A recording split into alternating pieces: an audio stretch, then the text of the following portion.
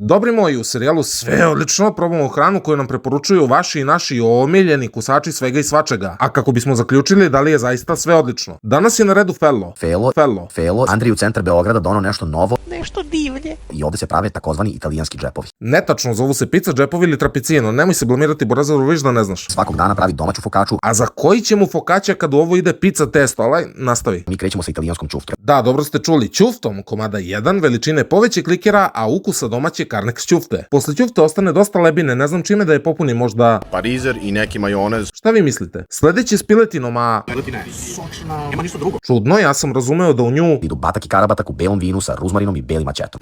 Bem ti ovako i puding domaćice broje samo 3 laka sastojka. Ne znam da li kamera registruje sokove koji su procurili. Kamera registruje da je to mast, a ne sok. Ukratko, kaže se beli balzamiko ne aceto, a pile je imalo ukus tuna salate. A mi smo ovde za kraj probali džep sa melanzanom. Kaže se melancana sa C ili patliđan, koji je bio savršen na sos. Jebe majku pičku. Mi smo bez Luletove preporuke, pa ga ni ne krivimo, probali ovo sa tragovima supermarket mortadela i pesta, a to bi inače ovako moglo da izgleda. Kao što vidiš, nije sve odlično, ali kako klinac ima 23 godine i kapiramo da je tek počeo, doći ćemo kroz koji mesec da damo drugu šansu mladosti.